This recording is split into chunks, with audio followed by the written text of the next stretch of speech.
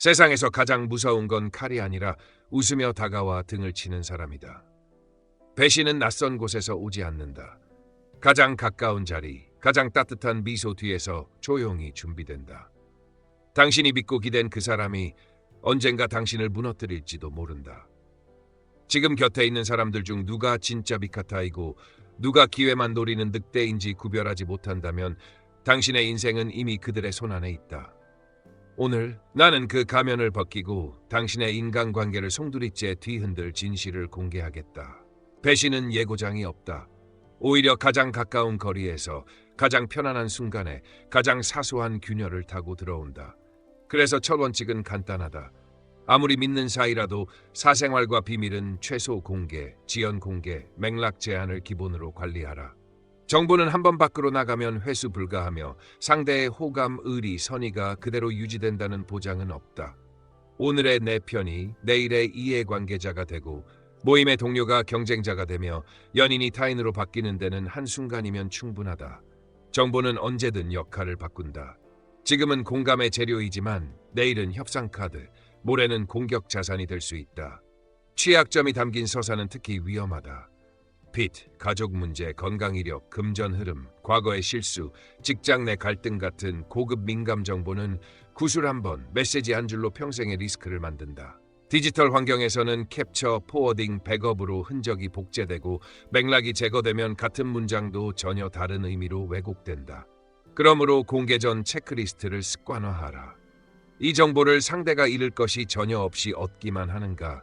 최악의 시나리오에서 이 문장이 내 커리어, 관계, 재정을 어떻게 타격하는가?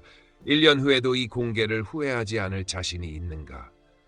답이 모호하면 멈추는 것이 정답이다. 다음으로 설계를 바꿔라. 첫 만남과 초반 친밀기에는 사실, 감정, 약점의 레벨을 1, 3단계로 나누고 레벨 1, 사실 확인 가능, 재생성 가능, 손실 최소만 풀어놓는다.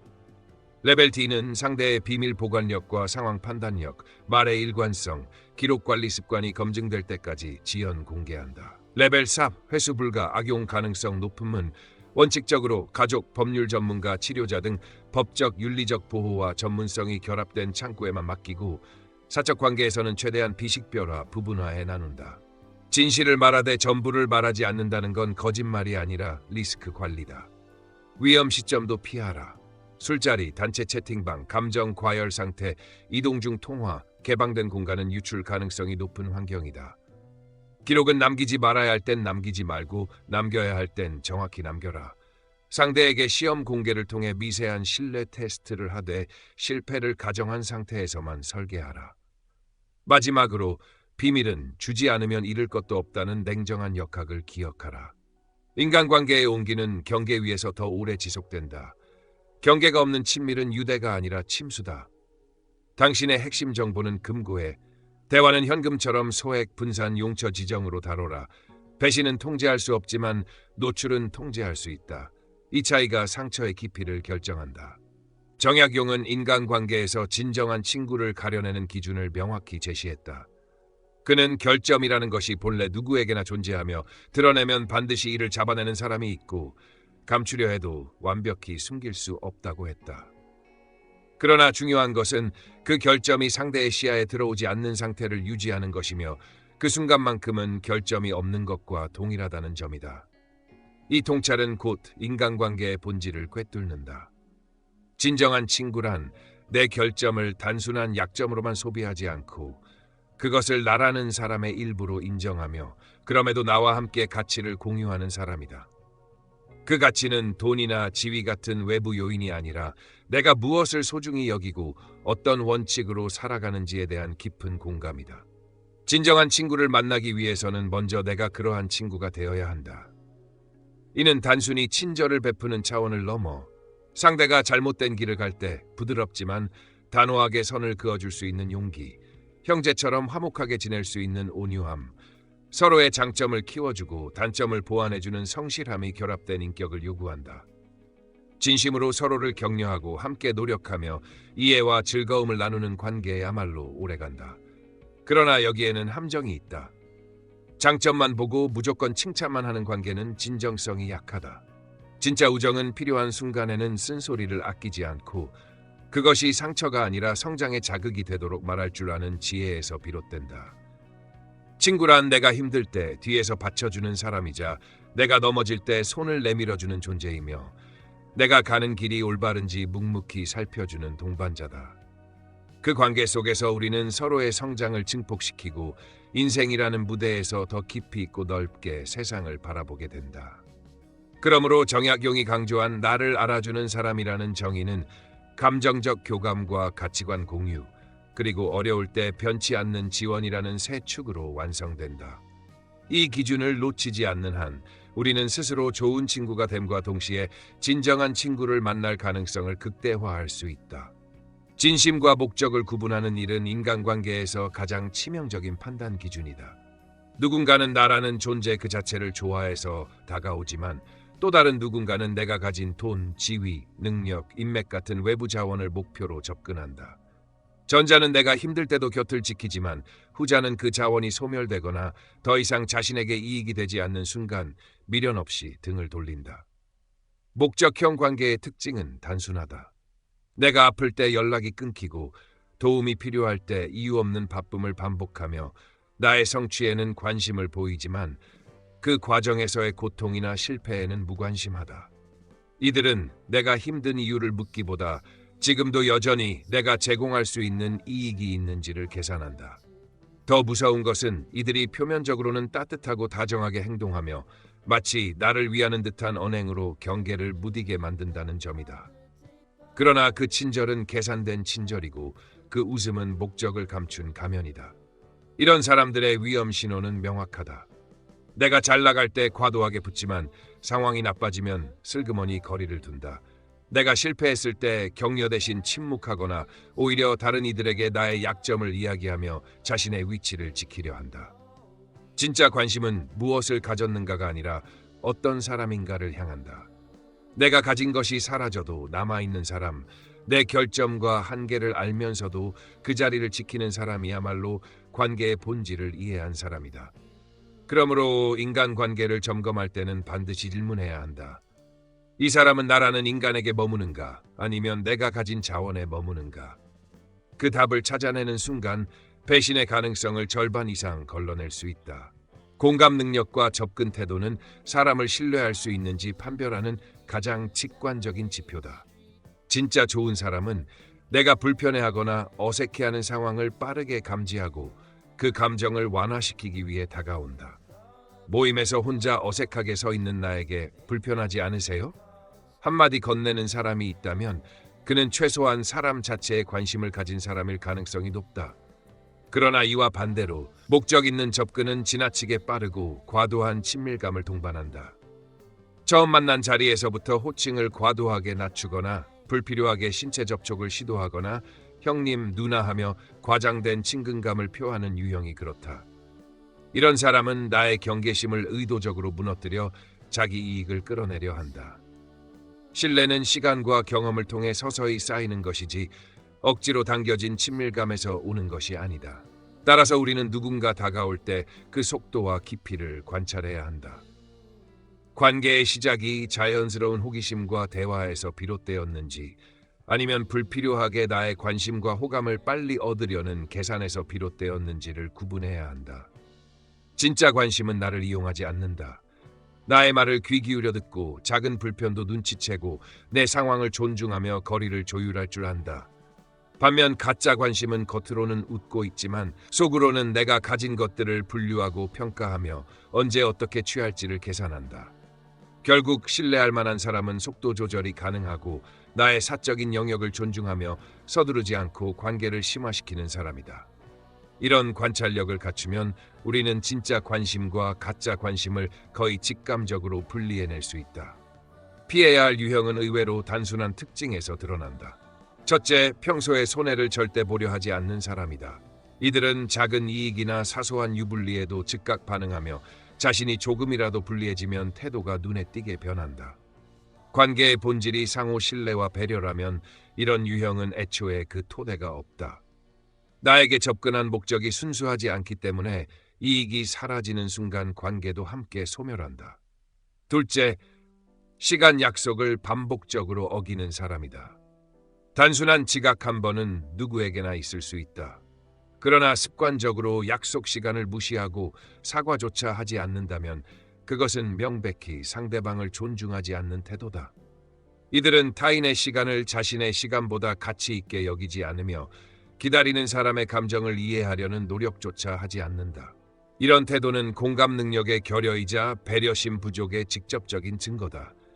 특히 이런 행동을 용인하면 상대방은 나를 불편하게 해도 괜찮은 사람 혹은 만한 사람으로 인식하게 된다. 그러면 관계에서의 주도권은 완전히 상대방에게 넘어가고 그들이 필요할 때만 나를 찾는 비대칭적 관계가 고착된다. 따라서 이런 신호를 감지하면 반드시 초기에 경계를 세워야 한다. 불편함을 표현하거나 최소한 내가 쉽게 넘겨버리지 않는다는 인상을 주어야 한다.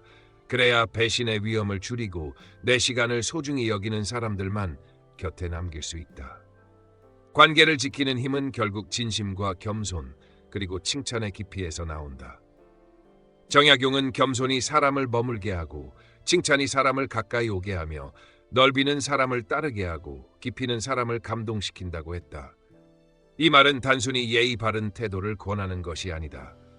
겸손은 상대방이 나와 함께 있어도 위축되지 않게 만드는 힘이며 칭찬은 그 사람의 존재 가치를 인정해주는 신호다. 그러나 여기서 중요한 것은 칭찬의 깊이다. 표면적인 칭찬은 잠깐의 기분을 좋게 하지만 깊이 있는 칭찬은 그 사람의 진짜 장점과 노력을 알아보고 구체적으로 인정하는 데서 비롯된다. 사람은 본능적으로 자신을 진심으로 이해하고 인정해주는 사람에게 끌린다. 따라서 좋은 관계를 만들기 위해서는 상대의 외형적 성취나 겉모습뿐 아니라 그 뒤에 숨은 과정과 인내를 읽어내야 한다. 또한 진정한 친구는 이해관계로 묶이지 않는다. 이익을 강요하거나 신분 지위를 내세우지 않고 서로의 미덕과 인격을 기반으로 관계를 쌓는다. 서로를 스승이자 동반자로 삼아 함께 배우고 성장하며 더 나은 방향으로 나아갈 수 있어야 한다. 이런 관계에서는 경쟁이 아니라 협력이, 비교가 아니라 응원이 중심이 된다. 결국 관계의 지속 여부는 내가 상대를 얼마나 존중하고 진심 어린 격려와 인정으로 그 사람의 내면을 움직이느냐에 달려있다. 겉으로만 화려한 친절은 시간이 지나면 껍질이 벗겨지지만 깊이 있는 존중과 격려는 시간이 흐를수록 관계를 단단하게 만든다. 쓴소리는 관계를 살릴 수도 무너뜨릴 수도 있는 양날의 검이다. 내가 잘못된 방향으로 가고 있을 때 누구나 듣기 좋은 말만 해주는 사람은 나를 진심으로 생각하는 사람이 아니다. 진짜 친구는 불편하더라도 나를 위해 쓴소리를 할 수 있는 용기를 가진 사람이다. 그러나 쓴소리는 양이 아니라 질이 중요하다. 아무리 옳은 말이라도 지나치게 자주 또는 공격적인 방식으로 반복하면 그것은 충고가 아니라 압박이 된다. 존중이 없는 지적은 상대의 마음을 닫게 만들고 관계를 피로하게 한다. 정약용이 말했듯 친구에게 지나치게 자주 충고하지 말고 그들이 스스로 깨달을 시간을 주는 것이 좋다. 서로 수행하듯 부족한 점을 보완하며 성장하는 관계가 이상적이다. 하지만 모든 면에서 같을 수는 없기에 때로는 다른 방법으로 목표를 향해 나아가야 한다. 중요한 것은 말보다 마음이다. 마음이 진심이면 쓴소리도 격려가 되고 마음이 목적에 오염되면 그 말은 상처가 된다. 그러므로 쓴소리를 할 때는 반드시 존중과 배려를 담아야 하며 상대가 받아들일 수 있는 시기와 방식 그리고 감정 상태를 고려해야 한다. 비판은 순간의 승리를 주지만 존중은 관계의 수명을 연장한다. 결국 쓴소리의 가치는 내가 그 사람의 성장과 안녕을 진심으로 바라는가에 달려있다. 경청은 단순한 예의가 아니라 상대방에 대한 관심과 존중을 가장 강력하게 전달하는 방식이다. 누군가의 이야기를 끊지 않고 끝까지 들어준다는 것은 그 사람의 생각과 감정을 있는 그대로 받아들이겠다는 의지의 표현이다. 데일 카네기가 말했듯 경청만으로도 상대는 나를 대화가 능숙한 사람, 신뢰할 수 있는 사람으로 인식한다. 이는 말재주보다 더 강력한 호감 창출 수단이다. 반대로 대화를 하면서 자꾸 말을 끊고 자신의 이야기로 주제를 전환하며 상대의 감정을 무시하는 사람은 명백히 나라는 사람보다 자기 자신에게만 관심이 있다. 이런 유형은 장기적으로 신뢰를 쌓기 어렵고 필요할 때만 관계를 이용하려는 경향이 강하다. 경청의 힘은 특히 내가 말하기 어려운 상황일 때 더 두드러진다. 내 입장이 곤란하거나 감정이 복잡할 때 말없이 들어주고 묵묵히 곁에 있는 사람은 그 존재만으로도 심리적 지지대가 된다. 이 과정에서 중요한 것은 질문의 질이다. 궁금해서 묻는 질문과 의도를 가진 질문은 다르다. 순수한 호기심에서 묻는 질문은 관계를 깊게 하지만 속셈이 담긴 질문은 경계를 불러일으킨다. 그러므로 경청과 질문은 목적 없이 그러나 집중력 있게 해야 한다.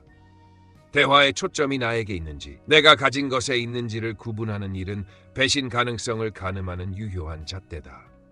결국 잘 들어주는 사람은 나라는 존재를 존중하는 사람이고, 그렇지 않은 사람은 나를 하나의 수단으로만 여기는 사람이다. 이 차이를 구별하는 순간 관계의 본질도 명확하게 보인다. 배신과 변화를 혼동하면 인간관계는 불필요한 상처와 원망으로 가득 찬다. 어떤 사람은 나를 의도적으로 이용하고 버리지만 어떤 사람은 단지 삶의 방향과 가치관이 변했을 뿐이다. 사람의 생각은 환경, 경험, 목표에 따라 서서히 바뀌며 이는 배신이 아니라 자연스러운 성장 과정일 수 있다. 그러나 당하는 입장에서는 이 변화를 갑작스러운 배신처럼 느끼기 쉽다. 특히 오랜 시간을 함께한 관계일수록 왜 이렇게 변했어? 라는 분노와 상실감이 앞선다. 하지만 이런 순간일수록 먼저 나 자신을 돌아봐야 한다. 상대가 떠난 이유가 전적으로 그들의 변심 때문인지 아니면 내가 같은 자리에 머물러 있었기 때문인지 점검해야 한다. 변화한 사람을 억지로 붙잡으려 하는 것은 관계를 더욱 피폐하게 만들고 서로의 성장 가능성을 가로막는다. 성숙한 태도는 떠남을 인정하고 그 과정을 원망 대신 이해로 채우는 것이다. 사람의 성격은 쉽게 바뀌지 않지만 생각과 우선순위는 언제든 변한다. 이것을 받아들이는 순간 나는 더 이상 관계의 끝을 실패로 보지 않게 된다. 오히려 그것을 내 성장을 촉진하는 계기로 전환할 수 있다. 떠난 사람을 욕하기보다 그 관계를 통해 배운 것과 나에게 남은 장점을 점검하고 앞으로의 인간관계를 더 단단하게 설계하는 것이 현명하다. 변화를 배신으로 착각하지 않는 순간 관계의 이별은 상처가 아니라 새로운 출발점이 된다. 인간관계의 결론은 결국 이해와 자기 성찰에서 귀결된다. 아무리 오랜 세월을 함께한 사이라도 진심 어린 관심과 존중이 사라지면 관계는 무너지고 반대로 처음 만난 사이여도 진정성이 있다면 단기간에 깊어질 수 있다. 중요한 것은 상대를 바꾸려 하기 전에 나 자신을 먼저 점검하는 것이다. 내가 과연 존중을 주고 있는지, 불필요한 간섭이나 목적 있는 관심으로 상대를 대하고 있지는 않은지, 혹은 관계를 당연하게 여기며 성의를 다하지 않고 있지는 않은지 냉정하게 살펴야 한다. 사람의 변화와 떠남은 막을 수 없지만 그 상황을 대하는 나의 태도는 통제할 수 있다.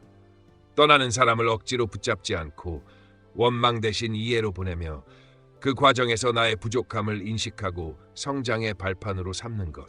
이것이 관계의 지속 가능성을 높이는 유일한 방법이다. 진정한 인간관계는 이해관계로 묶이지 않고 어려운 순간에도 변치 않는 신뢰와 존중 위에 세워진다. 그리고 그 신뢰를 지키는 핵심은 관심이다. 상대방의 상황과 감정을 진심으로 궁금해하고 이익과 상관없이 함께 있어주는 태도, 그 마음이 결국 관계를 지탱하는 버팀목이 된다. 세상 모든 인연이 영원할 수는 없다. 그러나 그 인연이 끝날 때 상대가 나를 떠올리며 함께한 시간이 가치 있었다고 느낀다면 그것이야말로 최고의 인간관계 성취다. 이해와 자기 성찰은 배신의 상처를 치유하고 새로운 관계를 더 단단하게 만드는 가장 강력한 무기다. 오늘 이야기 마음에 깊이 남으셨습니까? 인간관계의 본질을 꿰뚫는 통찰은 듣고 끝내는 순간 사라집니다. 지금 당장 주변을 돌아보고 당신 곁에 있는 사람들이 진심으로 당신을 위해 존재하는지 아니면 당신을 발판 삼으려는지 냉정하게 점검하십시오. 배신은 대비한 자에게 상처를 남기지 못합니다. 지혜는 아는 것이 아니라 쓰는 것입니다. 다음 시간에도 삶을 바꾸는 통찰로 다시 찾아오겠습니다. 여기 지혜의 지도였습니다.